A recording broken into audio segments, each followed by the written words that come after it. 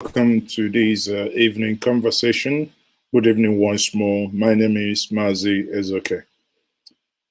A lot has happened within the last couple of days that is really, really heartbreaking.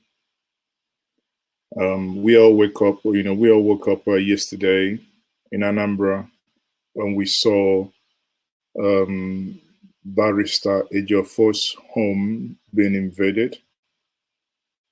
And sadly, his PA lost his life, where, as I learned, that he was burnt, and he was burnt in that car. So it's really a sobering moment. In the same vein, we saw what happened in Iganga, and I said that we all collectively stand with the Yoruba nation in the midst of all the provocations. In the same vein, we all saw what happened in Ebonyi State, where children, honestly, I couldn't share the videos. The cuts and the deep cuts, jeez. The level of barbarism is heart-wrenching and really sad, I must say. Having said that, we still have the fairy preacher from Enugu in the person of Reverend Father Ejike Mbaka, who was said to have been invited by the DSS to come to Abuja. His crime, that Mbaka said that Nigerians are suffering, that in his words, if need be, that the president should resign for not protecting the people. It has become a crime to speak up. You all watching me, everybody must lend their voice. It's not a job of very few people. It's not a job of Mazes, okay, or Njenje Media. It is our collective job to keep on speaking up. Mbaka said that he was invited to come to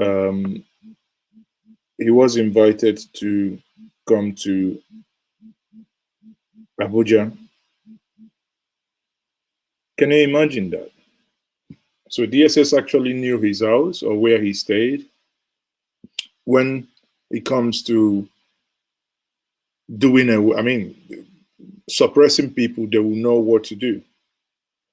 One would have wished that the same DSS that is under the presidency would have done the right thing and probably used those men with arms and ammunition to stop the attack in Ebonyi, the attacks in Iganga, the attacks everywhere, that we have this madness happening.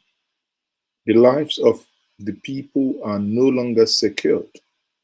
So this evening, before I go further, I would start by exploring what actually happened with Mbaka. Then I'll get into the issue in Mbaka.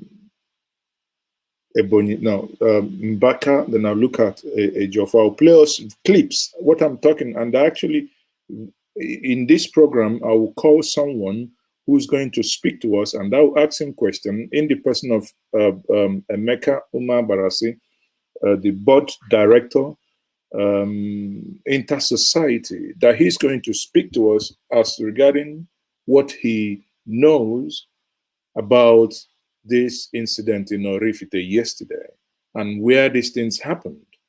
Because when you listen to this, the reason why I want to ring him, that he's going to say this thing so that it's not going to be a narration from myself. It's going to be something he's saying.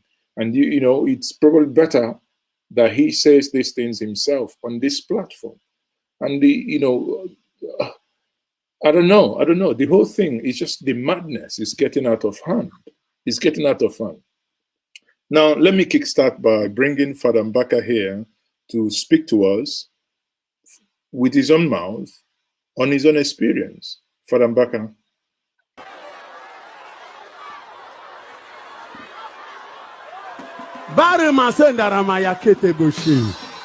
The country is not well.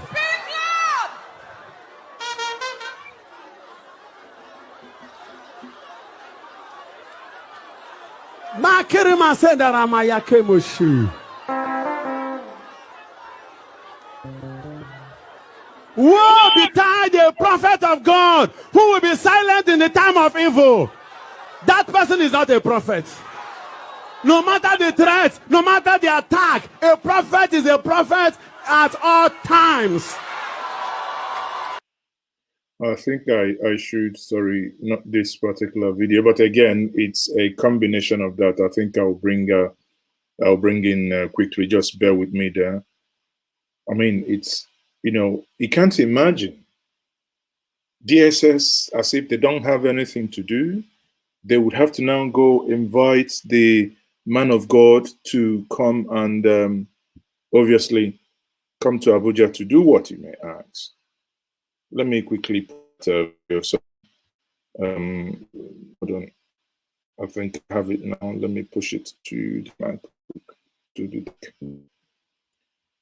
It's the video is coming. So while I'm waiting for that, good evening, everyone. Okay, so many of you are watching from, I think there's some of I'm reading some of the comments, and some of us are really some of us are really backwards, honestly. I think there was something published today on Njenje Media, written by barrister Mbaka Ugwonye. I think some of you are basically, you guys need to calm down. I see someone saying El-Rufai kill you there. When I read some of those comments, I laugh. It was published by staff that was written by Mbaka Ugwonye. Now, you see, the intolerance in some of these things, some of the people write, is no different from what the way the intolerance in the way Nigerians handle their stuff. So, because Mbaka Ugwonye has a contrary view to what you and I might be thinking, then therefore every person, anyone, even the person that disagrees, will become evil. Come on. People should just wake up. You criticize Nigeria. Here am I criticizing Nigerian government for just banning Twitter, that people will no longer have the option, suppressing free speech. And here is someone saying, El-Rufai kill you there. If I block him now, the person here insulting, if I block him now, it will now be that man says, okay, he's blocking people. But I don't think I won't send that low of blocking you. Because if you think here you do not need divergent opinions, then please do yourself a favor and subscribe. I'm just saying it. Do yourself a favor and subscribe and block Njenje Media, so that when we share content, you no longer see it. That when Mazezoke comes online, you no longer see me. Someone came into my inbox yesterday and said, Mazezoke, I hate you. I hate you with passion. And I can only laugh, because someone, you never met me, you don't know me, it's just that I speak up and you think I'm not speaking up enough. Please lend your voice and speak. Okay, I'm speaking in a manner that I know I can defend. Just blanketly insulting everybody doesn't help and will not help. If I'm not insulting and you think that makes me not to be good, then I accept I am not. Then please go away. I'm begging you, go away, unsubscribe and leave. For those of you who think, again, I'm not a perfect human being, but at least You know, some of the people doing this are not even on Facebook with their real name.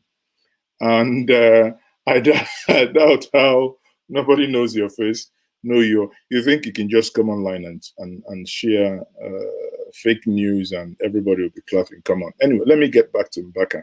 I just needed to address that, comments made.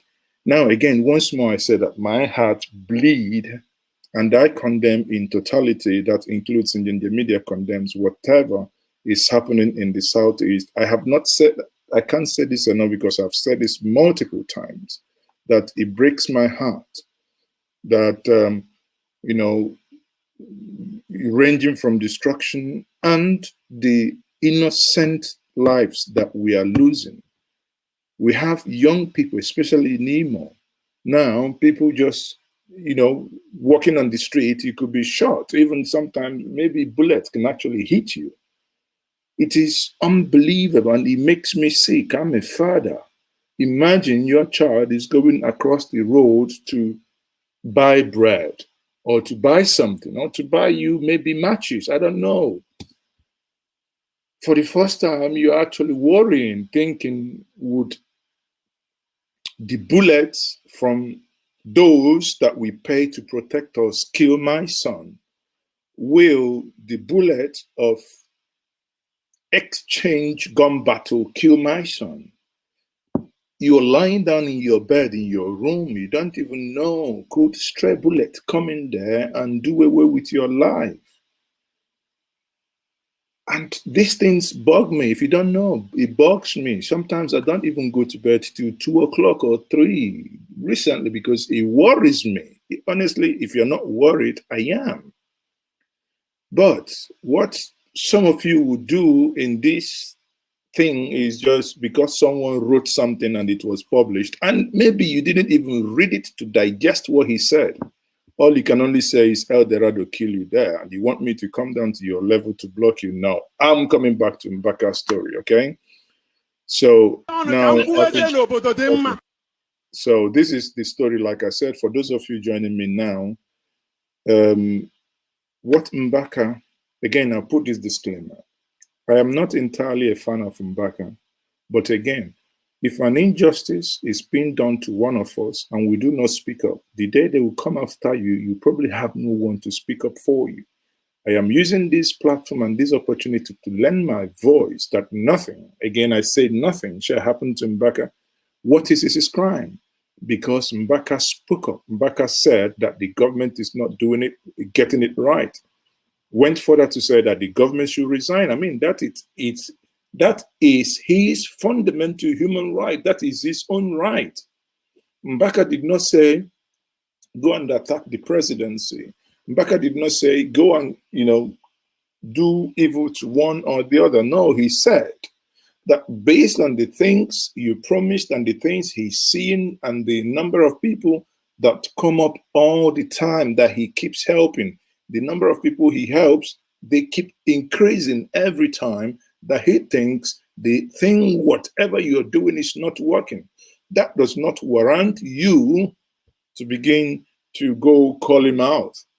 How many sheikhs, how many imams, how many, head of whatever, afar or whatever, have you invited? We have a man in the person of Sheikh Gumi moving from one forest to the other, trying to get peace for his people, speaking up. Even we have it on video when he was speaking against Goodluck Jonathan, no one attacked him. Even when he was speaking against Buhari, I have not heard for 1 second that this man, Sheikh Gumi, has been invited in any way, shape, or form. Here you are. You want to invite Mbaka, a man that came to see you, prophesied, eventually, I don't know what actually happened. Honestly, I don't want to get into that. Those mistakes, in my estimation, has been, has been made. But again, reason why, because I deal with facts. I do not care what we think. What I care much about is where is the fact. Because sometimes we can be overtly emotional. in many WhatsApp groups now, I think that was a tweet by Dele Momodu, where he showed a baby, a father carrying a baby, a burnt baby, and he tweeted as part of what happened in Nganga. And it's quite unfortunate that he tweeted that, because while there are incidents that happened in Nganga that are real, human lives were lost. I don't know. I think it's affecting my mental health now, because everybody, every day you wake up, you open your WhatsApp, all you see is dead bodies, dead bodies, dead bodies. How did we descend to this low? Dead body, got macheted, that's the other one. Let me come back to Mbaka. Mbaka, okay, please speak to us now.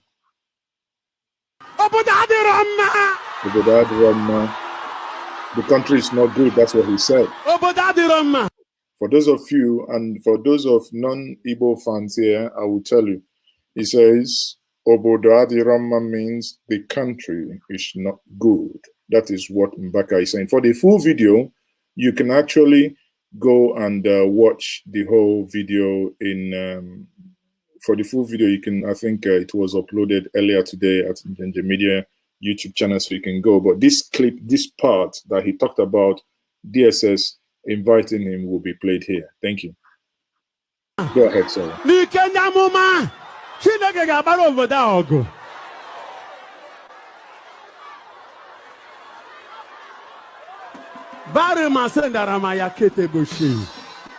country is not well.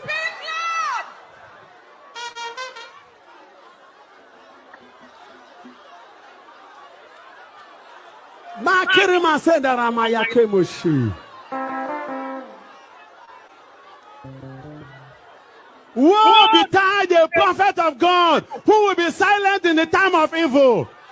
That person is not a prophet. No matter the threat, no matter the attack, a prophet is a prophet at all times. I could remember that glorious day, 29 July 1995. Bishop Njenje was at Ituku, ordaining me a priest, a prophet, and a king. Even Bishop Njenje will not be happy wherever he is, hearing that Father Mbaka is now dumb in a troubled time like this.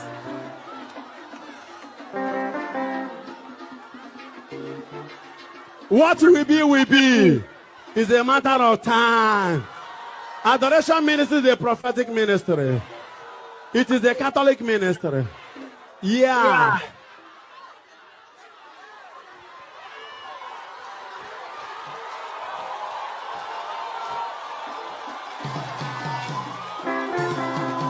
So,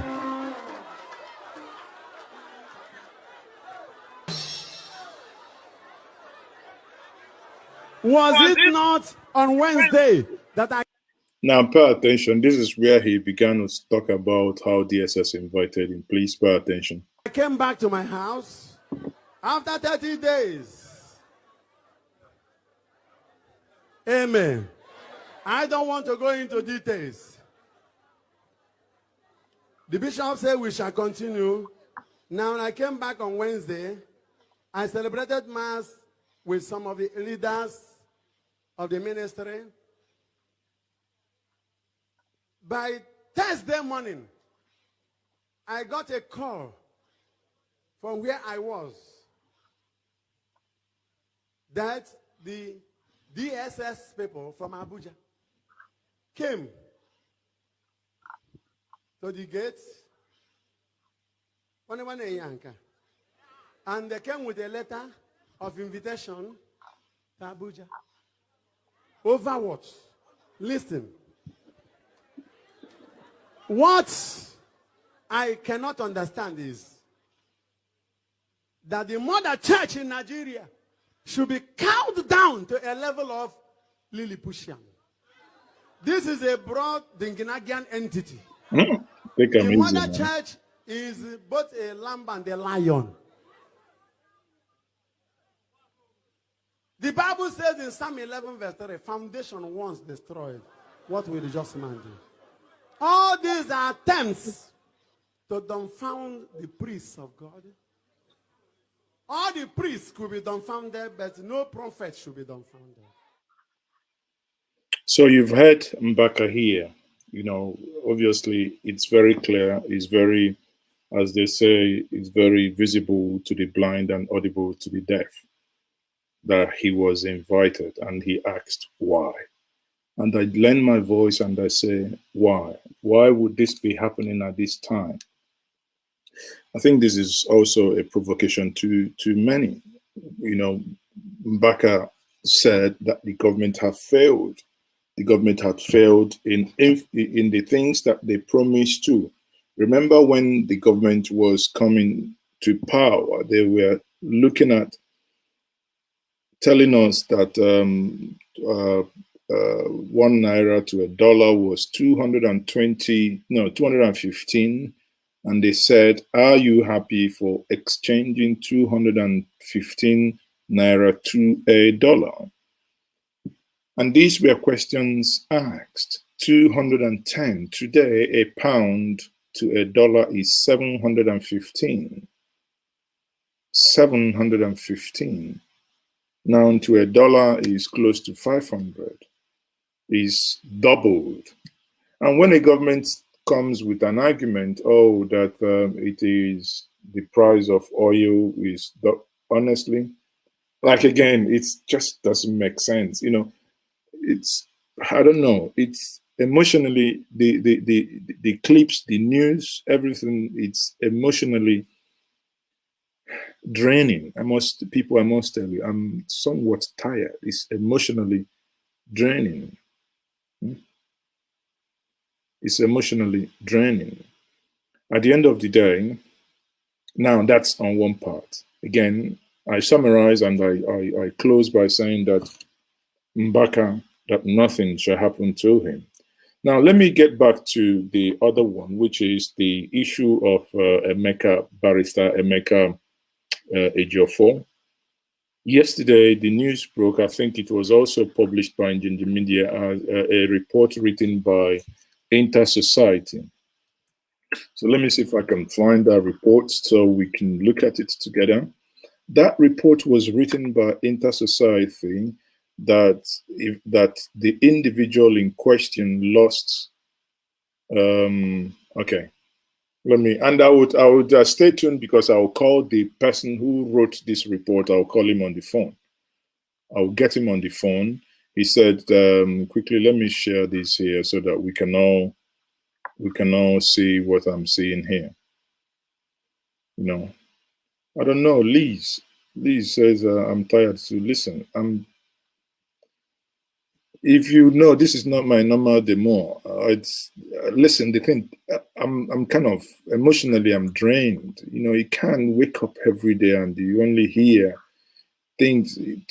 You see these pictures. I can't share these pictures. Yeah, if not this, my account will be deleted. This account will be banned because it is against the community guidelines. And that's what the government didn't understand. You know, some of us who understand what community guidelines is, you can't just share these photos or pictures because you're angry. You can't.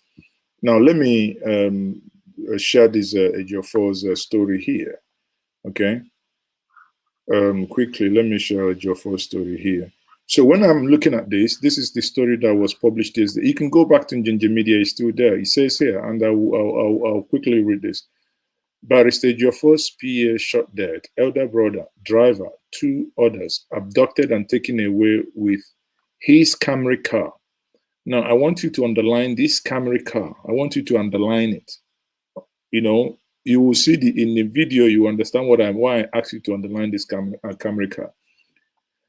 After, you know, soldiers, police, civil defense invaded his house 2:30 a.m. Question is, why on earth would civil defense, soldiers, police invade a man's house?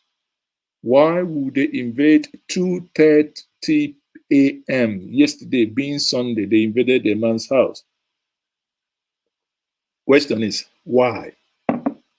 Why? Yet this guy called a barrister who came back home, also told, informed the police he was around, maybe for, I don't know, for whatever. But let me just quickly take the paragraph here. Then we might understand better. The International Society for Civil Liberty and Rule of Law has, again, called Barrister Ifeanyi Ejiofor and received update on the wee hour of this morning invasion of his home at Orifite by armed soldiers joined by police, DSS, civil defense operative. They had invaded and laid siege on same 2:30 and left around 4 p.m. The invading security operative had jumped the perimeter fence of the compound after cutting its security cable and shot in different directions. The armed security operative had also, in their jihadist herdsman-like invasion, stormed the scene with 15 Hilux vans and a native doctor whose body was dotted with charms. Now, wow. Sorry, people, if I laugh. In the midst of serious things, please now, sorry again, now work with native doctor for what? So the barrister disappears, or, man, there are things I may never understand. I think sometimes I think maybe it's naive or too thinking straightforward. I can never understand some things. These were disclosed by Barrister Ifeanyi Ejiofor's elder brother, Joel Ejiofor, who witnessed the attack. The respected human rights lawyer, who is also the principal attorney to leader of indigenous people of Biafra and several other groups and individuals, was unable to be tracked and abducted instantly shot dead because he was hiding somewhere in the house. So eventually their mission was aborted, or their mission failed. So people, when you read something like this, you ask yourself, they even went with native doctor. Now, again, see here, for some of you, because some people, when we published this story, some people went to the comment section to say it's a lie, that this guy is not dead. I have the video that shows his body being removed from the burnt car. But again, for the respect and, again, not going against community guidelines, this video will not be shared, but I have that video anyway. Now, here is a twist. However, the invading government security operatives did not spare the life of the lawyer personal assistant, Mr. Samuel Ozo Okoro, aka known as Biggie, who was shot and killed inside the compound. The late Samuel Okoro had woken up as a result of noise and gunshot to find out what was going on when soldiers shot and killed him instantly. Unable to locate the lawyer and having shot and killed his PA, Samuel Okoro, the soldier, and others carried his corpse and dumped same in the boot of the Camry car belonging to Barrister Ejiofor and ordered his chief driver, fondly called Papa or Elder, to drive the car and follow them. With the corpse, the invading government security operatives also abducted Barrister Ejiofor's elder brother, Joel Ejiofor, and also two domestic staffs named Ugochukwu and the Chi Ekezie, and bundled them away. The lawyer's elder brother, Joel, was also pushed out of the Hilux van at Ojoto en route Oka, Anambra State, and he has since returned alive and unhurt. The invading soldiers, blah, blah, blah. Okay? Now, this is the twist here. I will now go back to this and play us this so that for us to understand this. Again, if this is the first time you're joining me on this platform, what we do here on Njenje Media is to look at facts, okay? Not emotions. We look at facts, not emotions. If this is your first time, kindly like the video. I think we are 683 people watching, but the likes we've gotten is not even up to 20%. How about? We know they charge now to like this video, because when you do, YouTube sends and notify others that you've liked it. And obviously we will get more views and to reach more people like you. And I appreciate, I do not take your support and coming back to this channel in vain. So having said that, now look at, I said while I was reading that, I said, can you underline the Camry car? Now watch this video to understand why I said you should underline that Camry car. Look at this. Today, 7th of June, 2021. Early this morning, we discovered the car belonging to Barrister Ifeanyi Ejiofor and the body of his PA, Samuel Okoro, inside this very car. His body was burned to ashes. This is the body of this young man, Samuel Okoro. This is the body of this young man, a PA to Ifeanyi Ejiofor. They took this car away from him yesterday when they came to assassinate him, and it could not work out for them. They adopted 4 men from this very compound in El-Rufai yesterday, and they came to this place and burned this car, a brand new Toyota, ashes, and also burned his PA that they shot while trying to adopt Ifeanyi Ejiofor. They burned him to ashes here. That is the footage you are seeing here today. This is along Nimo Road that they found this car in this condition. And this is what is happening here today, being 7th of June. The car is burned to ashes, and his PA So shot while they now are let me call Barrister Mbaka to away speak from to his him. house. As early as 3:30 yesterday, you can see that the car was burned to ashes. And this morning, we're bringing you a report and a footage of what transpired yesterday in El-Rufai, orchestrated by those who want to assassinate Ifeanyi Ejiofor, the barrister Ifeanyi Ejiofor. This is the footage we are bringing to you. We want the world to see exactly what is going on here. This here is Anambra State, and that is exactly what is going on.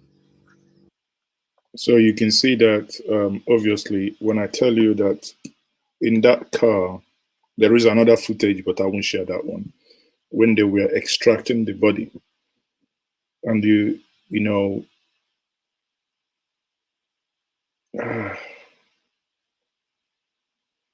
honestly, yeah, Okoli, I appreciate that. You say, Mazi, avoid anything that will make them shut down this channel. No, of course I will. I do. And that's why I am very, very careful the things I share here. And probably the things I also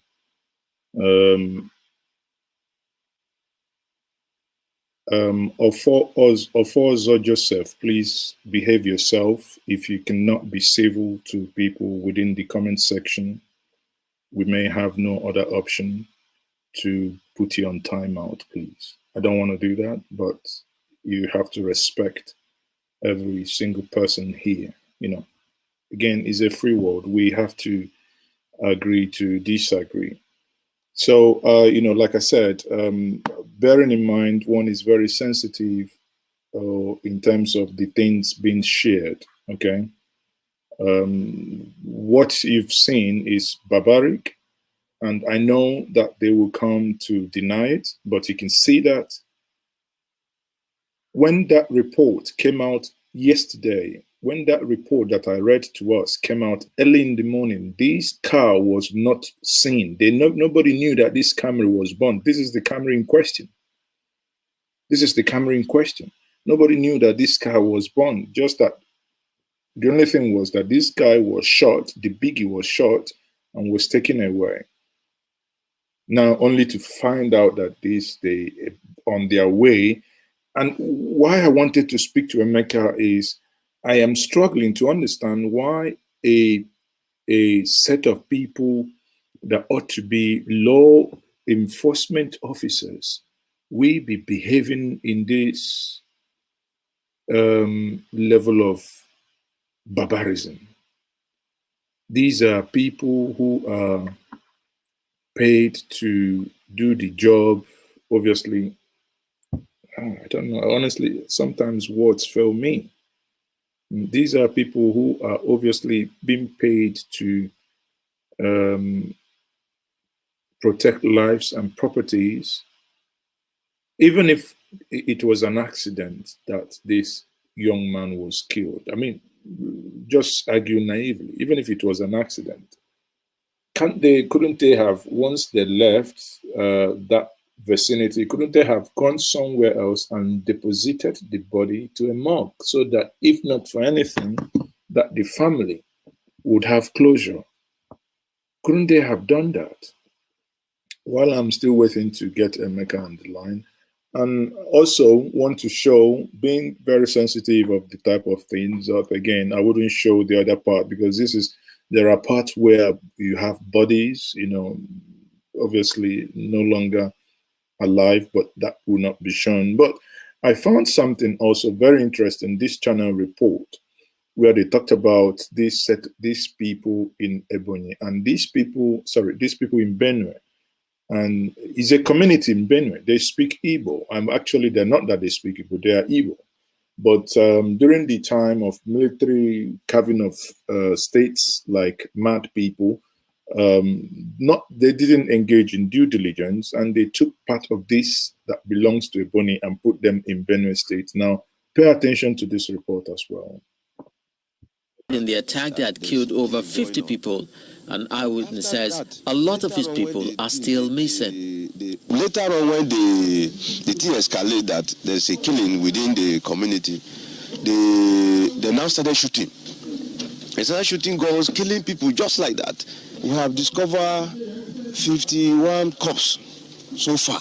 We have discovered 51, and we are still searching the bush to see if we can get more corpses, because there are people that run into the bush. We have not seen them up to now, so I'm talking to you. Meanwhile, a federal lawmaker from the area laments what he describes as the failure of the federal government to implement several safety resolutions from various fora. We must all work together to fish out all the criminals that have carried out this act. I am more concerned about that, because if I get to Abuja now and I move all the motions on the floor, I speak all the English on the floor, you pass all the resolutions, the agencies of federal government would hardly implement our motions and our resolutions. Worried by the pains that could be seen on the faces of the displaced children, as well as aged men and women who survived the attack, Mr. Bonu appeals to President Muhammadu Buhari to speak against these killings. We were made to understand that the initial figure stood at about 60 people slaughtered by Fulani herdsmen. But now, as I came here, they've even discovered more corpses. Some people are even mentioning a staggering figure of 100. But be that as it may, I think it is suffice to say that a good number of people lost their lives. We are here today appealing to all the relevant organs of government, and particularly the presidency and leaders of Fulanis, to speak up and ask them to stop this carnage. Of equal concern is the migration of rural dwellers to the safer urban area, abandoning their farms and creating a fertile ground for food scarcity. All right, join us now on News Track to give us more information is Mr. Uche. So I think part of this, part of these actually Igbos in Benue State that they were carved out and left in Benue. I mean, that's injustice number one. They should have been with their kith and kin in Ebonyi State. The same way, listen, people, as a person, I am so content that, contented with the things I do have. The same way I will speak up against if we had people from Benue that were carved out and added to Ebonyi. I do not see that as a plus because I respect everybody's right. Now, but for me, it's an injustice done to these people in Benue because they are in a different state and therefore appears to be neglected equally. Maybe you might get more insight because this reportage here eventually also spoke to the Commissioner for Information here, Uche. Listen to Commissioner for Information, Ebonyi State. Mr. Oji, thank you for joining us. Thank you very much. All right, so those that were killed at the border were actually Ebonyi indigents. What's the government's response to this? Exactly on the 30th day of May 2021, the people of Ebonyi State, of course. Again, bear in mind, this is, according to the commissioner, this happened on the 30th day of May, okay? The relevant authorities woke up to get information about the massive killing in Ado local government area of Benue State. And it's definitely these people that were slaughtered in abruptly having Ebonyi origin, so to speak, because I remember that under the East Central State and even the Eastern region, they were under Southeast, that is the Igbo. Exactly, under the East Central State. I mean, honestly, sometimes I think one of the worst things that's happened to Nigeria is the military incursion into politics because they really did a lot of injustices. But because if you want to create states, plebiscites are done, just like the way you had a plebiscite for you to create the Midwest region. But the military just, when probably after drinking fermented brukutu, they will just go ahead and do whatever they want to. But given the creation of Benue State under the military, they were now part of Benue State, as it were. And of course, the people had been agitating that the right place they rightly belongs is Ebonyi State. But then, when this thing happened, the governor of Ebonyi State, out of concern and of course share responsibility and proactiveness, had to really contact the authorities in Benue to alert them of what they heard from this part from Ebonyi State. It would appear there was no proactive response from the authorities in Benue State. The governor had no option than to show sympathy and love by deploying authorities, security authorities to move down, of course, as it were, because of the issues of jurisdiction.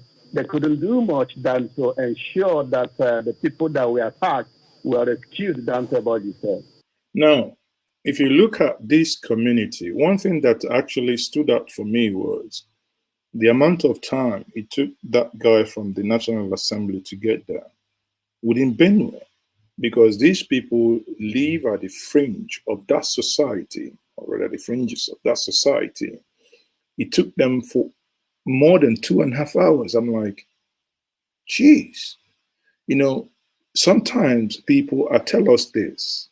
I think the Igbo nation has gone beyond this level of, underdevelopment. I never knew that something like that would still exist. In my state of Anambra, if you're leaving the state capital, if the same applies to Ebonyi as well, or most states in the southeast, there is hardly any part of the state, maybe towards an end of a state, that it's not motorable to the point that you couldn't get there in an hour and a half. But here, if you watch the motorcade, that very morning, not less than 55 number of people victims of that attack were brought to Ebonyi State, and not less than 2 people. I think 2 people, yes, 2 number of people were brought dead. They had been deposited in the morgue here in Ebonyi State. But then, what is very critical about, and this is what I don't understand. Now, the government have said these people are not Ebonyi by the fact that they are in Benue. But when it came to footing the hospital bills, taking those that were killed, paying their bills and medicals, Ebonyi State takes care.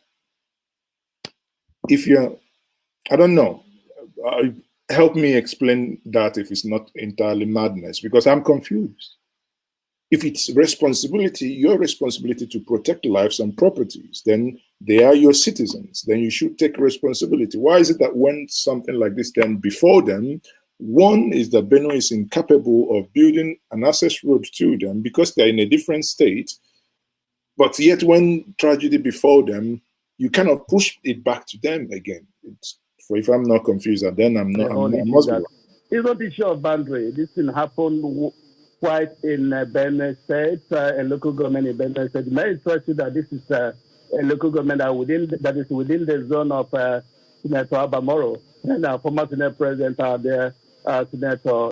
Okay, look at that road that they're using. Listen, in as much as I understand, I appreciate Autumn sometimes for speaking up, but I think sometimes Autumn hides in the public utterances that he makes in order to kind of wink the people from the failure of governance. That's, again, I don't care if you don't like what I'm saying now, but one thing is, as long as I'm saying this from my heart of heart, addressing whether it's him, the presidency, or these SE governors, as long as I speak truth, and I speak it in a way not to insult, but I speak it in a way for them to understand, I think Autumn should do more when it comes to governance.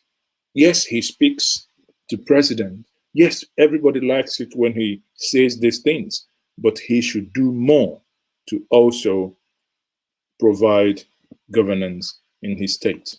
David Mark, as well as it's where the excuse they are trying to give that I had no access to the place is most untenable and unwarranted.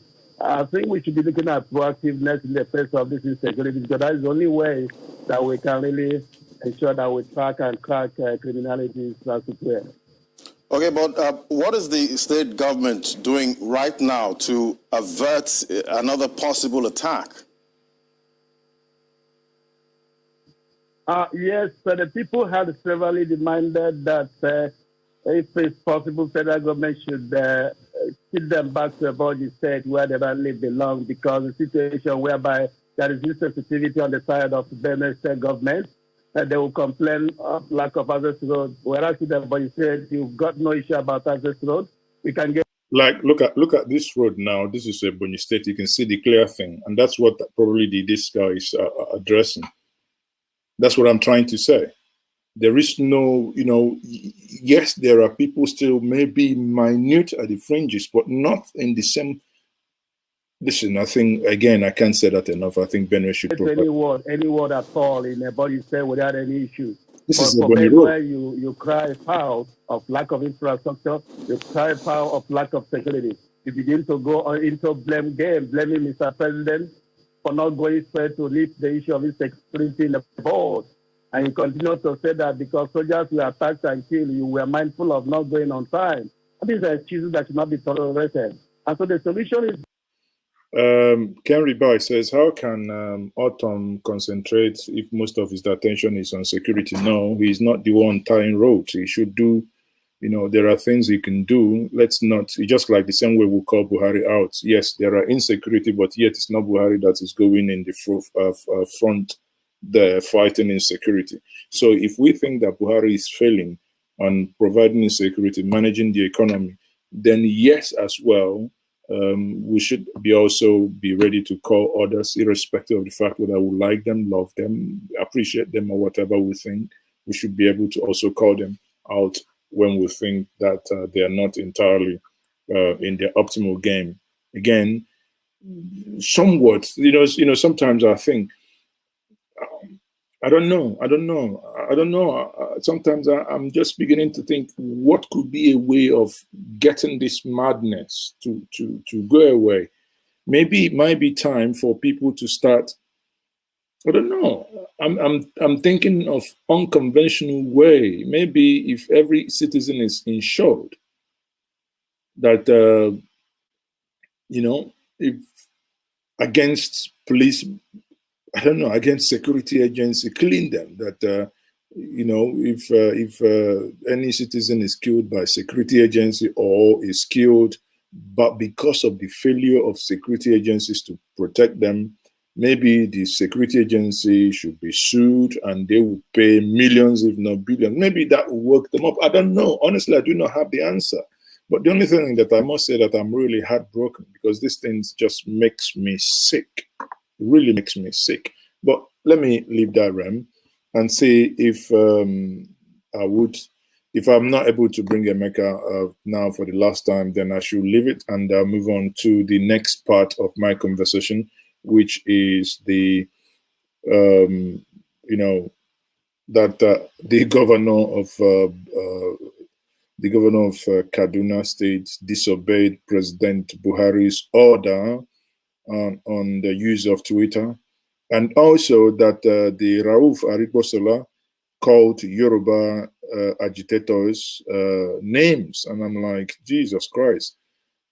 Is there anything that has to do with the water they drink, that whenever someone is in the corridors of power, the person stops thinking, all right, that person doesn't think okay anymore?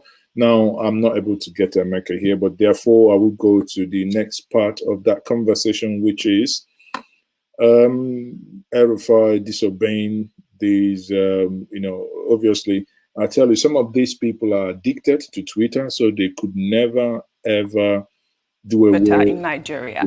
The Socio-Economic Rights and Accountability Project sent an urgent appeal to the Secretary General of the Commonwealth, Dame Patricia Scotland, to consider recommending the suspension of Nigeria from the Commonwealth.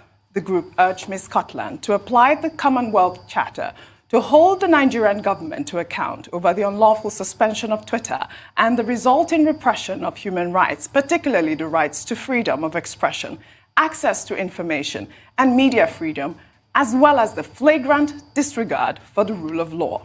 In the meantime, despite the directive by the Attorney General of the Federation and Minister of Justice, Abubakar Malami, to persecute violators of the Twitter ban in Nigeria. Listen, you think, I don't know how to say this.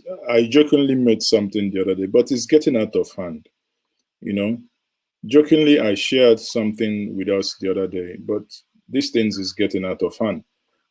Because I do not understand a way you can just ban Twitter like that, and the next thing you're already talking about, if you use Twitter, you'll be prosecuted.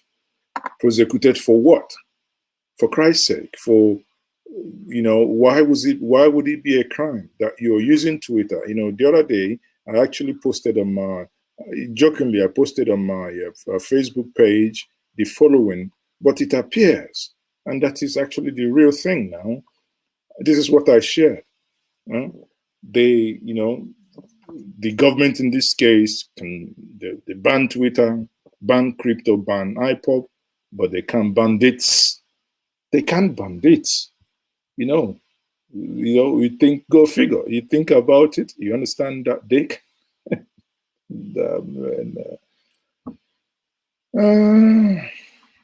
Honestly, I don't know, but let's go back to the analysis before. Of Kaduna State, Nasser El-Rufai on Sunday dared the minister by tweeting barely 24 hours after the directive. The governor joined many Nigerians who have switched to the use of virtual private networks to bypass the blockage initiated by mobile operators.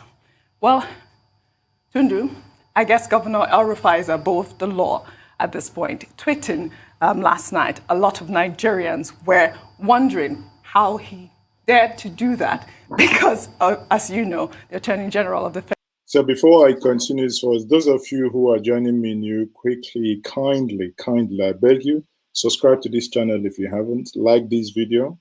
If you want to use the super chat, for those of you watching on on YouTube, not on Facebook, you can support this channel as well using the super chat.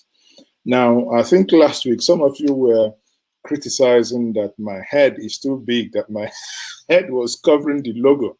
Now I have gone back to the designers of the logo. They have redesigned the Njenje Media logo, and the Njenje Media logo, now you can see it on top of my head. So I hope my head is not covering because I couldn't stop laughing. Oh, Laura Queen, thank you very much, Laura Queen. Thank you for the super chat, much appreciated.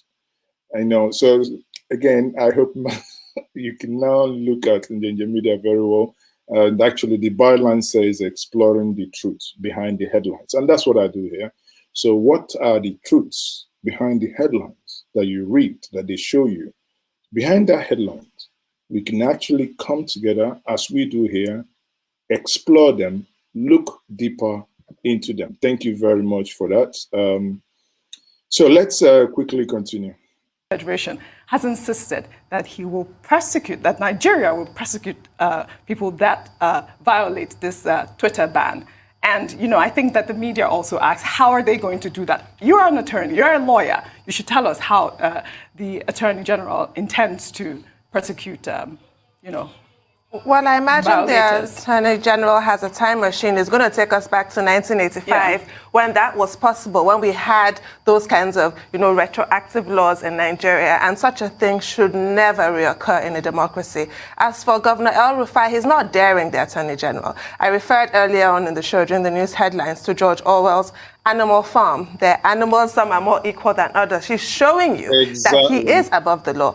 This is what happens in China. It happens in Iran, where Twitter is banned, but Chinese officials, Iranian officials use Twitter to blast their critics, but their regular citizens don't have that access. So this is what is being done here, and it's really sad to see. I can't believe I just mentioned Nigeria in the same breath as these two countries that really have very repressive regimes. And I have to say once again, another thing Nigeria has in common with those countries is that they also have really archaic, backward citizenship laws, whereby a woman from Iran who marries a foreigner cannot give her husband Iranian citizenship, just like Nigeria. We are towing the path of all the wrong countries. North Korea is another one. Yes. Twitter is banned in North Korea, but the officials can use Twitter when it's time to, you know, drag their opponents and critics over the coals. It's unfortunate. Yeah, we're going towards dictatorship, Dr. Abati. I think the big issue you are dealing with here is the irony of it. The Nigerian government says it had suspended Twitter indefinitely, but even the announcement was placed on Twitter, and a lot of people were shocked that that would be the. You know, you can't make it up. You can't make it up. When I tell you, sometimes Nigeria can be very, apart from being tired, it could also be a comical situation. El-Rufai was analyzing this guy from Benelux, you know, one of them, I think I replied to El-Rufai, I said, for me, it's utter rubbish. He was analyzing why what Nigeria did was the right thing, that the American government was so weak that they couldn't say, no, it's just like you, a father, knowing the limits of your rights, knowing that you tell your son to do something, a small person, he can be looking, thinking he's big. Of course, you know you wield the power, but for you to concede and, you know, play along doesn't mean you're weak. And that's what happened in America. But here, you just want to, so don't, you know, one thing is that these guys don't understand that Twitter creates businesses for Nigerians. Billions. There was an analysis done over the weekend, how many billions Nigeria has lost since they banned Twitter. Not millions, billions Nigeria has lost. They don't know that there are some what they call APIs that are plugged into Twitter. I mean, everything now is, look at YouTube now. Who would know that before, 10 years ago, if you want to have a TV channel, you need to go apply for license and yeah. And probably all the things we'll be analyzing here, if that was being done in Nigeria, or rather under the Nigerian obtained license, they probably would have yanked and Mazi would be languishing in Kirikiri by now. Because of, not that I insulted anybody, not that I've done something extraordinary, but just by basically bringing context to the things happening. But again, imagine that you wake up, YouTube is banned. Your source of information is diminished. Again, these are things they do not understand, that there is an ecosystem that exists within these platforms. And these are things they do not understand. I wish that we'll begin to have digital men that will begin to understand. But the sad part is that even the younger ones that are slightly digitally inclined, are now, being accused of having some Boko Haram sentiment. It is a case of what Rochas Okorocha will call Iberiberism, and I will dare say that is not only Iberiberism, that is also Iberiberized Iberiberism, or even dare to say that is Iberiberism squared, that is applying the mathematical context, not the mathematics of 97 and 5%, which is mathematically incorrect and makes no single sense. I don't want to talk about who said it, but again, you can use your tongue to count your teeth. Case. And then subsequently, you had Governor El-Rufai of Kaduna State putting out two tweets, one about the Nigerian Labour Congress and the other one about, an article that had been written by a Serbian-American journalist. Also on you're welcome. But it's not alone. As Tunu pointed out, yes, in North Korea. North Korea is one of those countries that banned Twitter, but its officials still use it. Chinese officials also have banned Twitter, but they also occasionally put out tweets on the same platform. So it's ironic. And, Nigeria has now joined other countries that have banned Twitter, either occasionally or temporarily or fully. And that includes North Korea, China, Iran, Turkmenistan, Uganda for a point, Cameroon at a point, New Zealand at a point of crisis. But the question is, and which is the major point that relates to Governor Nasir El-Rufai, who posted that article by the Serbian-American journalist. I think his name is Nebulisa Amadric, something like that. And the question that guy was raising is that, look, it looks like Nigeria has gone where the United States under Trump could not go. You recall that when President Trump, as he then was, he's a president for life, when he was first censored by Twitter, he put out an executive order. That executive order was ignored. It was. By Washington, D.C. officials. They saw it as nothing important. But listen, people here, doesn't it bother us? Doesn't even bother us. Some of you might argue, oh, I'm not a Nigerian, this, that. Yes. But for now, doesn't even bother you that by just fiat, there was nothing like any legislation to say that Twitter will be banned. Question is, that should bother you, does the executive alone have the power to ban Twitter? I don't know. Honestly, sometimes I think, these things are not making sense. Institutions in the United States are strong. You can't just come as an individual and violate democracy. Now, after the January 6, 2021 incident at Capitol Hill, President Trump was fully banned, right? And he remains banned up to today. And Facebook has also added to that ban.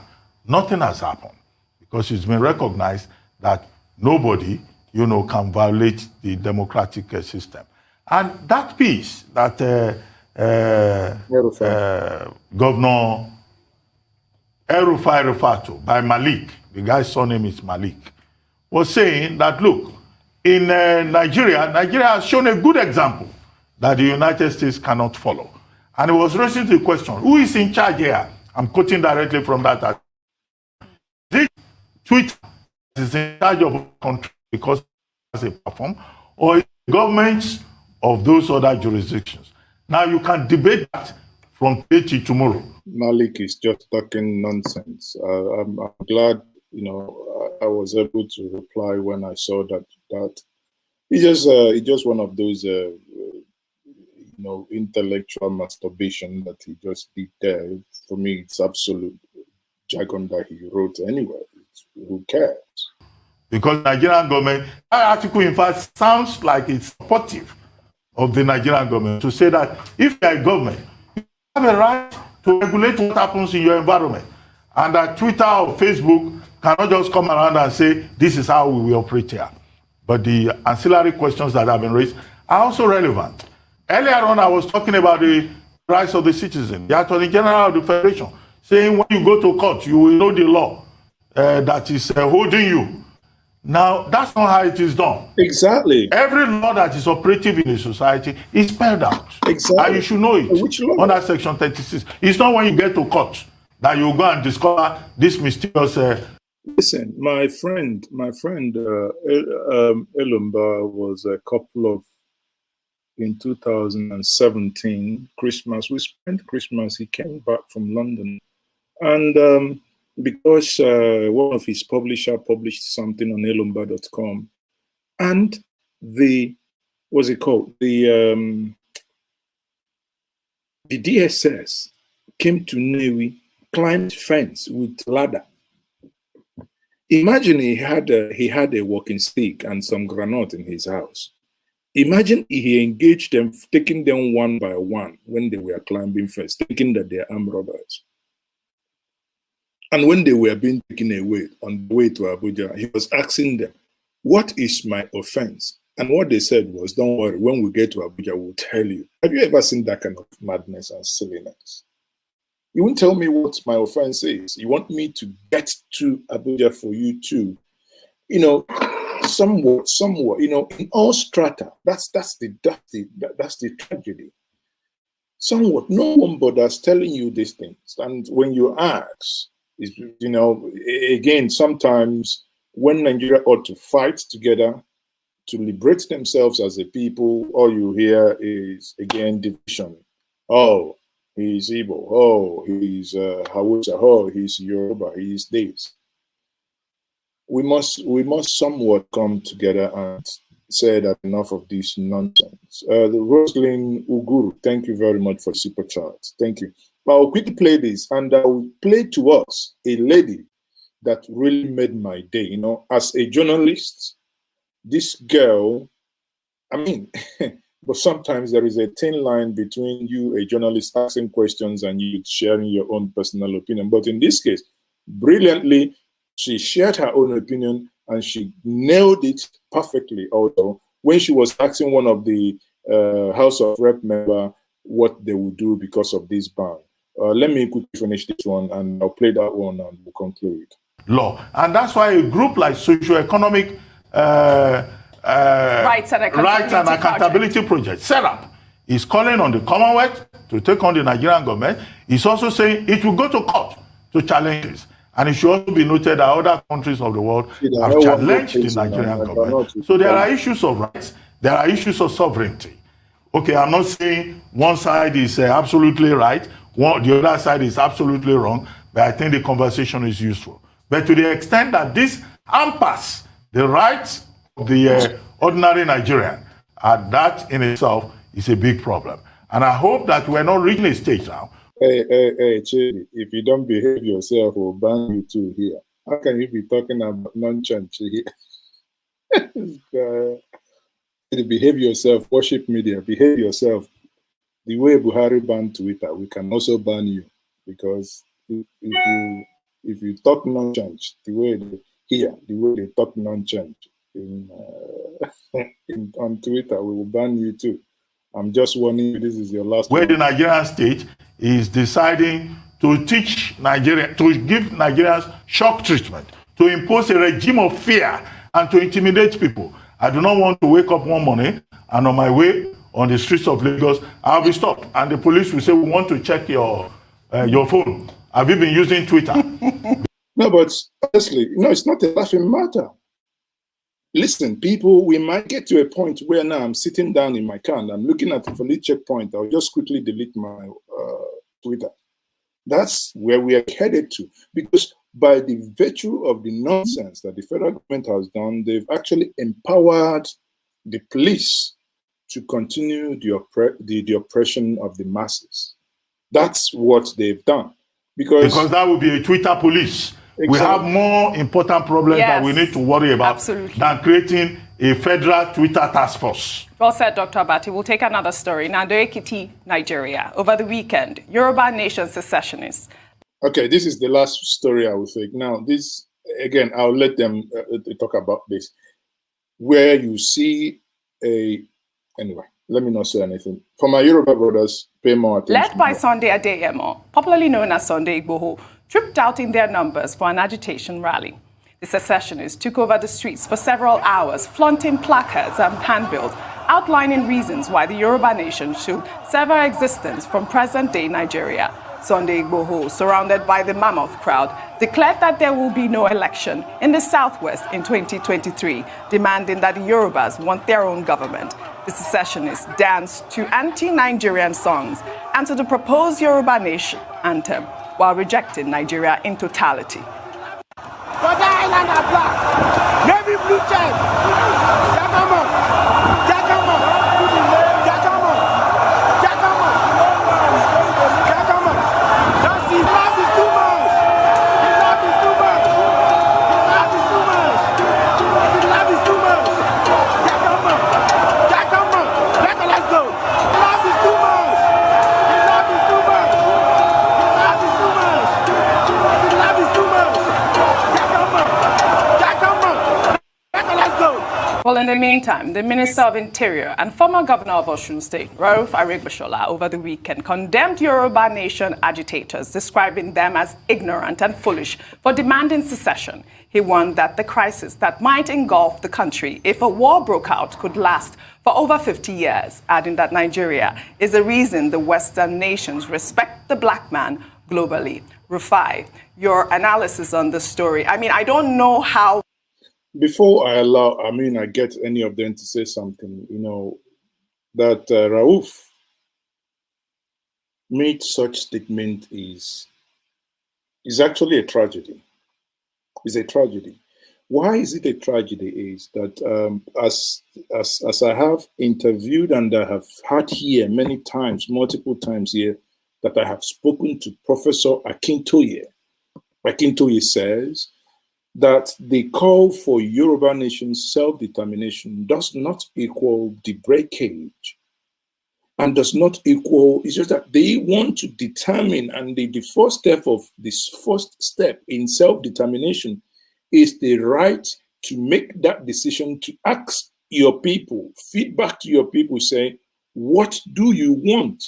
Do you want to stay within this union, within the same way it's still today? Or do you want a renegotiated union? Or do you want to be an entity of your own? It is not for Professor Akintoye, neither is it for Rauf Arigboshora, or is it for Ruben Agbati, or myself, or Ralph, whoever. It is not within these individuals so aforementioned. It is the right of the whole Yoruba people, as it is the right of Ndibo to say, this is what we want. And what the people are agitating for is very simple. Give us the opportunity to make this decision. How is that a crime, for Christ's sake? And this man is calling them stupid. I don't blame you. It's just the people that voted you 2 times that I will blame. Here, you there, anyway. And someone would always remind me, Mazi, remember it is un-African to speak while you're eating. So maybe he's at the dinner table, and maybe Mazi is speaking that he's hungry. Yes, I will remind you that I'm not hungry in any way, shape, or form, in all ramifications, in anywhere that you can classify and quantify it around the globe. But again, it is it's, as I always tell Chidi, maybe it's what we do is a protestation in our own form. So it's basically to keep on speaking up, saying these things is not correct. And again, don't think that, well, it's just wasting your time. No, the government listen and they pay attention. But again, it's that consistency that will get them to a point that eventually something must give way, that the people must have their right. And I don't care when people say, oh, what if they decide this? Well, who cares how the people decide?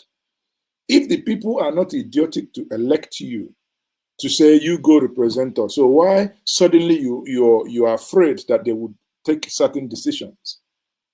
If they are able to elect you as governor, as senator, as this, as that, then of course the same mindset that they have to trust you to elect you, you must accord them that same level of respect that they should also have in making that decision of whatever they want to be.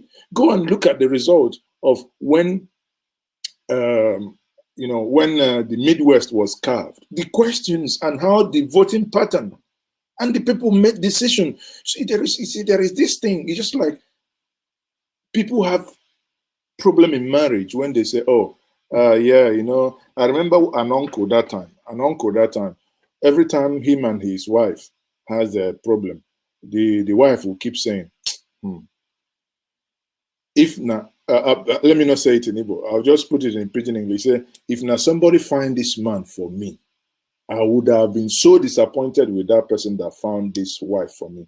But this husband for me. But again, she couldn't be disappointed with anybody because the husband found her and she agreed to marry the husband. In the same vein, if anytime Nigerians decide to say this is the way we want our lives in this entity to be governed, or we do not want to be together for Christ's sake, oblige them.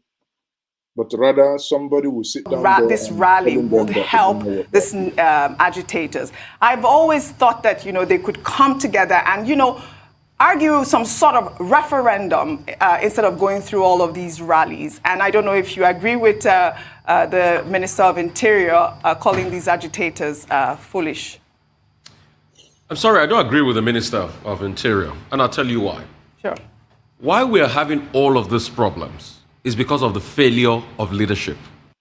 Bagam, just like Chinua Achebe said, the problem with Nigeria is squarely in a round hole, pegged, superglued, hammered failure of leadership. In the last 6 years, had the person you called your head, the oracle in chief, if he was speaking to you empathically, doing the right things he should do, we would not be in this mess. And I say, anyway, that's been hypothetical now. Darren Asamoglu wrote a book, Why Nations Fail. And he says, the reason why nations fail is because their leaders make them fail. Simple. Let's even dial back. What caused the start of this agitation in the first place? There were killings. There was complete... Listen, there were killings. Because people do forget. I'm happy this is no longer about the Southeast because it is easy. You label the Southeast, oh, they are rebels. Oh, they always want to foment trouble. Oh, you hear someone who sits in the Senate and just open his goro mouth and say, the Southeast, every time is causing trouble. He should do with Southeast, whip them, everything. Send the army. Make it a war armor here. Make it a kill everybody. Thank God it's no longer about the Southeast. Question is, the Southwest controls the vice presidency of this country. The Southwest controls the party apparatchik of the ruling party.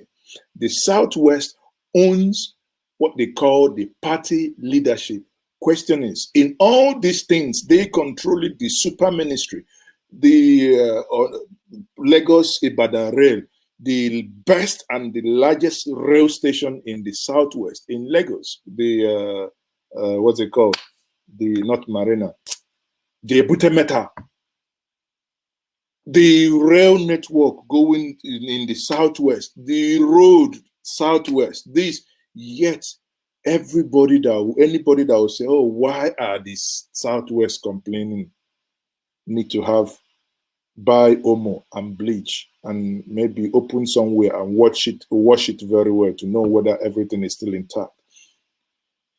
It's like a woman wakes up, says, husband, I no longer, the way you treat me, I no longer make this. Then rather than negotiate, you start barakoism, in the words of Patrick Obiagbo.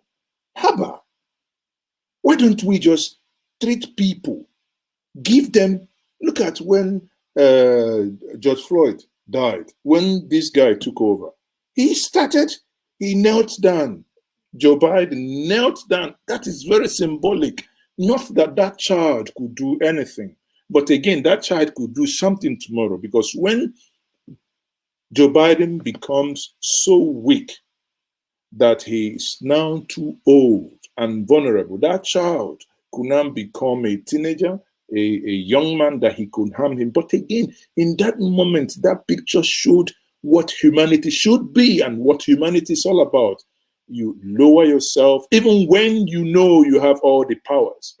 For the first time, we have someone who is in power, who cannot negotiate with any form of any other person, just to find a way of finding peace. Yaradua could have sent military, bombed the whole Niger Delta, but he didn't do it. Why? Because there is, when you begin to see some things, yes, I might not agree in all the methodologies, but at least listen to people. Start conversations. In these conversations, it might not end. And the reason why we are here today is because this conversation, they are so long overdue. Long overdue. Because if we had started 3-4 years ago, we wouldn't be where we are today. Some of the outcome of these conversations could now be the things that will now say, okay, if we have a brand new constitution, this is what the Igbos have agreed, this is what the Hausas agreed, this is what the Kanuris agreed, this is what they announced. This is because I'm not talking about region, I'm talking about the ethnic nationalities and what they have agreed, the Jaws, the Queries, the Bibios, the Eches. The Kanuris, the Mumuyes, the Fulanis, or whoever it is, that people must come out, then you have a consensus and decide, do we agree on this? That's only time you can walk away and say, oh, we agree on this, then respect it. Devolve these powers. Isn't it madness that you come to a state, only the state roads will be nice. You go anything, for anytime you see gallop, you don't even ask anybody. You know that the gallop is as a result of a federal road, a system that has failed and collapsed. Why can't Delta and Anambra build a 4th or 5th Niger bridge? But somebody tells me it's in the exclusive list. What kind of nonsense of exclusive list is that? Why can't from Benin to Ebonyi down to Benue build their own rail network? No, they can't, because it's an exclusive list, and our leaders are hiding behind exclusive list and also protecting their failure. But when it concerns them, suddenly there will not be exclusive list. El-Rufai, please continue. Regard for the plight of people in the Gongon area, just to show you how community conflicts snowballs into something bigger. And there were repetitive warnings that some marauders are coming in to kill people in the Gongon area, just like they killed them in droves over the weekend. And nothing was done. And Sunday Igboho had to say, oh, my only response to this is, we are not loved in our country. If we can be killed, then let's declare Yoruba nation. Is it entirely the best solutions? No. Exactly. But why can't we tackle the root cause of all of this problem? The failure of leadership. The failure of protection. Section 14, subsection 2B of the Constitution says, security of the lives of people is the responsibility of government. Government cannot protect people in the Gogo area. That was shown over the weekend. You need to see the devastating, gory pictures coming out of there. Yes, we have those. I'll show that later on. Why can't we get to a point in this country where government can protect the people? You see, I keep going back to my final analogy, that if we fix the problem of leadership in this country, and people have leaders that they can truly believe in, all of these agitations will simmer out. But simple truth, whether you like it, just like this Robert Agbo said, if your child says you don't love him, do you prove your love for him by killing him? Exactly. Today, it can be argued. I've argued with a lot of people who are not from the Southeast in private. When people say, okay, the 3 R's, rebuild, reconstruct, rehabilitate, blah, blah, blah, did it happen? Can I say the Igbos are marginalized? And someone says, no, the Igbos are not marginalized because they're economically empowered. Then my question would be, did you empower them economically? No, they empower themselves economically. However, are the Igbos marginalized? If I say this man does not love me, does it mean immediately that I say that you don't love me, that, oh, I think you don't like me, then you shoot me? Because that's what is happening. If by the time a people gave you 5%, you went to America and you made comments about that 5%, What were the things you did in that 4 years in order to win them over? Actually, you went ballistic. But there were things you could have done for these people who didn't trust you, that you could have proved them wrong. But here you are affirming the things and the reason why they did not vote for you and your government. The only thing I can say is, people, we have to be wise as dove. It's only about 18 months. Hopefully, this whole mess will be over. It's only about 18 months. All of a sudden. But when you don't have it, it continues. There are a lot of ungoverned spaces in Oyo State. Oyo State is about 30,000, close to 30,000 square kilometers of land. Oyo State is about the size of Israel. And if you don't have those areas guarded, and marauders come, and they hurt people, and they kill people in very gory circumstances, people will protest. It's normal. Just like I said, the things that happened in Ebonyi, there is no person with human blood, with empathy in his system that will see these pictures.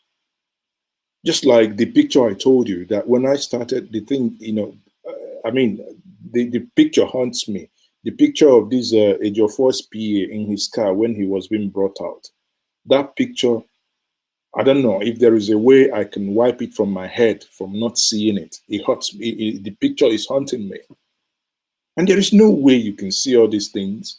And you see narrative, you see, many of you don't know.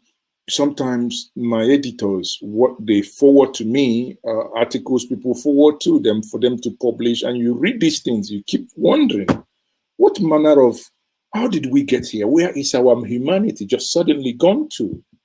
Where is our humanity? It makes me, it can only make you sick. Once more, before we continue, thank you very much for joining me. If you joined me late, I would want to know where you're watching me from. If you could tell me, that would be very nice. And I can see that we do not have more than 300 people, even when we have 1,091 people watching, yet not many people are liking this conversation this evening. Do me a favor, please, if I may beg you, just like, share, and if you can comment, and in your comment, please, I beg you, can we be civil? Conversations are more enjoyable when we are civil. You can still, even when you're angry, you can still tell someone the thing you want to say in a civil manner. But in many times in your moment of anger, you use some words. Automatically, when you click send, it says hidden, it's blocked. You see, you're knocking your head against the wall.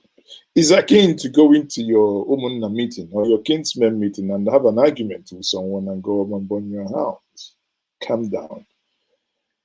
As my mentor, Professor Chinua Achebe, would always say that words, words are really, how does he put it again? That amongst the Igbo, the act of conversation is regarded very highly. So again, it's conversation. Now, let me quickly bring him back here, because I like this quote. He says, amongst the Igbo, the act of conversation is regarded very highly, and proverbs are the palm oil with which words are eaten.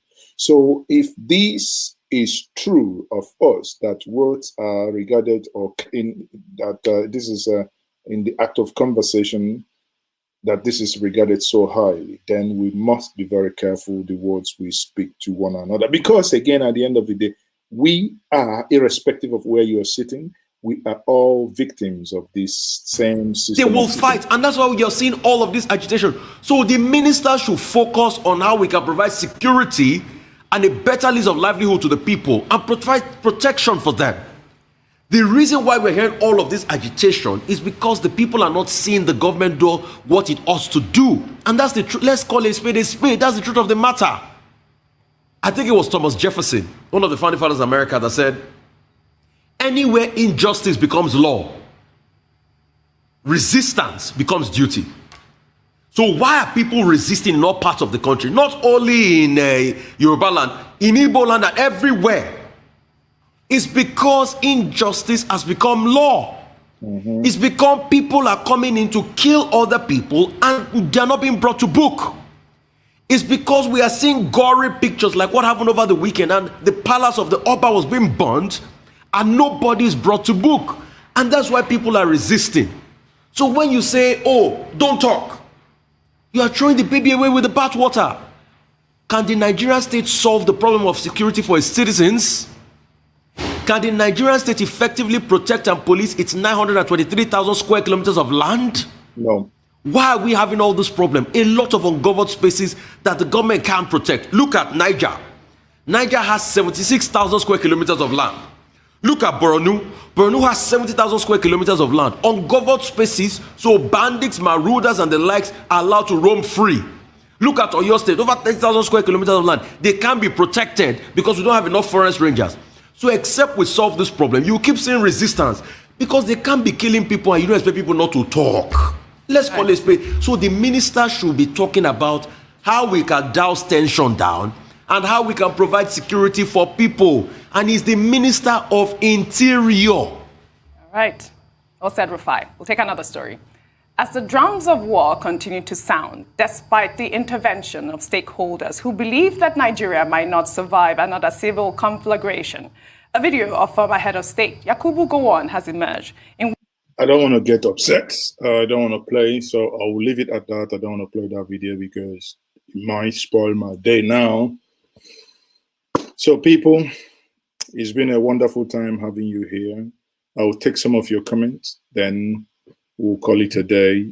Probably go back 10 o'clock Nigerian time. We'll stream the Igbo Nation prayer. I think that is this will be the 5th day that prayer is running.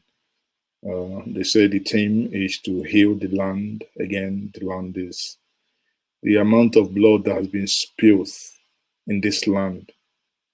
Man, our ancestors were more wiser. The amount of blood that's been innocent blood that's been spilled in the land is unbelievable. Because we can ban it. You know, you can ban Twitter, you ban cryptocurrency, Bitcoin, crypto transfers, you ban IPOB, but you can't ban dates. You can't ban dates. So for some of you watching me for the first time, kindly subscribe to this channel. And thank you for those that supported this channel through Super Chats. Thank you very much. That is much appreciated. That's Roslyn Nguru and Laura Queen. Thank you very much for your support. So I'll take some of your questions, then we can call it a day. Some of your questions. Moses, okay. What's the video of the interview with members of the House? Oh, thank you very. Listen, I think in this case, I owe you one bottle of Ompa. Ekekwe Gabriel Onyeka, I owe you one bottle of Ompa. If you don't drink Ompa, I owe you one bottle of Ferouge. Okay. You see that video, thank you for reminding me this. See that thing, sometimes you get angry, you don't remember things anymore, honestly. But in this case, thank you that you reminded me. I'll quickly play that video for you because that girl, that lady made my day. Let me see. What's that video again? Hold on quickly, let me how did I title that video again? Just pardon me quickly. I would find the video in question because that, honestly, hold on. No, I think it's something Twitter, is it? Okay, so that's the video. I found it here. Okay, watch this. Okay, so this is the video here. I like this a lot. Why would you say that is not Mr. President? Does the Minister of Information and Culture have the right to just send out a fiat policy like that and ban social media? And we have the president. We have the presidency and we have the president. So most times when the presidency is speaking, I think that is Gorbachev speaking. No, it was the Minister of Information and Culture, Alhaji Lai Mohammed, who made that statement. Those are the presidency. Those are the presidency. And the presidency is different from the president. That is the Nigerian. And you lot as lawmakers are sitting down there still thinking that we're practicing a democracy.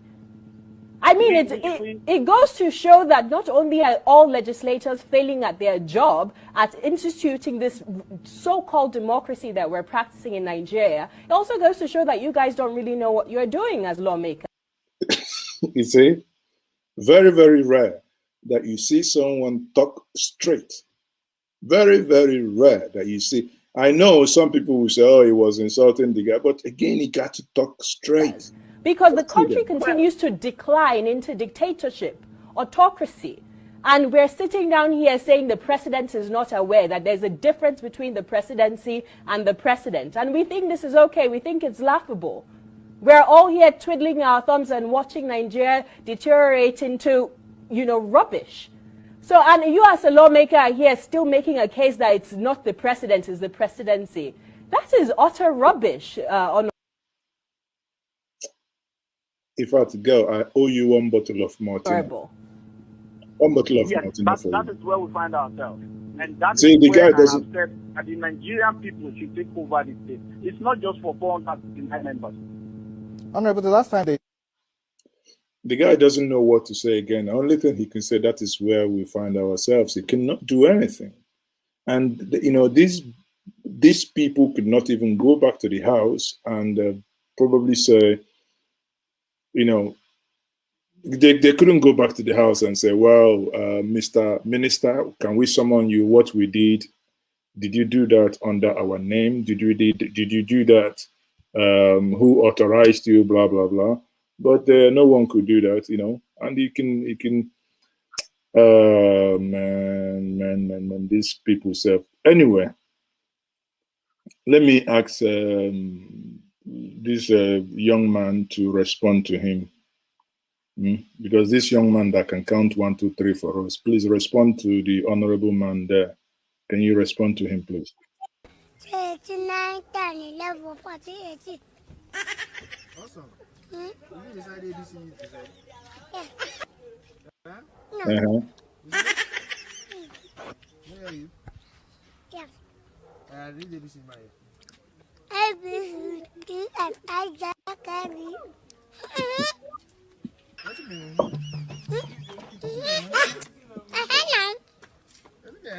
Jesus! Oh, there. So you see, now. So are they not talking rubbish? Now they are. At the end of the day, well, some people will say that even the party we voted, the party we are enjoying it, and we are enjoying the party. What can we do? We are enjoying the party. It's the party we voted in. Voted, yeah. Okay, so I'm happy I'm voted, yeah. tell me your feeling after voting today. Yeah, after voting, I'm feeling okay. What I want, I get it on the result. I'm getting the party I want is the one going on. Yes, the party is going on because that is it. After 6 years, we are still enjoying the party. And the party now, we have moved to a permanent site. So the hall is bigger now. And the party is actually getting more interest. Thank you for that. What are you expecting from these people you voted? I'm voted, they can do what you want. And then when they want, what they want, inshallah, we'll happiness more. Are you happiness more? We're happiness more, isn't it? Oh, really? Are you happiness more? We're happiness more, isn't it? So then please, I want to beg them. We suffer almost 10 hours. We are standing because of what we want. We need change. Ah, really? What type of change do you need? Please tell me. And then the person we need, he's the one on the party we want. Oh, you need change. And the person you need for the change is the one on the party you want. What is the location of that party? Isn't it? So please, we want change. Really? You want change after 6 years? How many years now that you still want the change? Change? What kind of change? The change of situation which we are now. What is the situation you are in? Situation of sufferness. Oh, the situation of sufferness. And after 6 years, did the sufferness disappear? Isn't it? Yeah, we are suffer. How many years? Oh, there. You suffered for 6 years. Me, I wish. Don't worry. I will not suffer. As you see, 12 years forward, I'm almost 40-something years. I don't know. Oh, you're 40-something years. How many wives? What is government did for you? Is it come out of this like this radio? I don't know. Oh, government gave you radio. I tell you, in my place, we do our own electricity, but government gave you radio. Oh, you're trying. I don't know. Actually, yeah. I have to complain. I'm in Nigeria, really. Are you sure you're a Nigerian, actually? You're a Nigerian, really? Are you sure? Again? I'm in Nigeria, really. Almost for something, I don't know what is government. So I need change. The person I know is going to change this in by force, whether the leader they want or not. Any person which is bad, he must escape in this country. Escape, go where? What are you talking? Any person which is bad must go to which country? Any person which is bad, he must escape in this country, or he be hidden like how they are hiding a poor people inside prison, which you don't have a court. Aha, you must be a prophet. How did it take you to know that we will be in this mess now? How, please, brother? How come you knew that, the court would be on strike? Did they tell you ahead of time? Any person which is bad, he must escape in this country, or he... Oh, is that why they closed the border? So that people cannot escape? Boy, you are too much. Be hidden like how they are hiding a poor people inside prison, which you don't have a court. Aha. So how did you know that the court will be on strike? Attended. Inshallah. We need Buhari to change this country. You must be a prophet because indeed he has changed this country. Honestly, I will buy you brukutu, maybe fermented one whenever I see you, because the situation of sufferness is not only affecting you, it has affected me too. It has affected me too because obviously the fatty, sorry, the fatty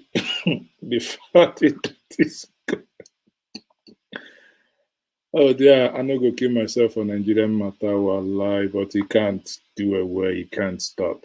And when when you think you've seen it all,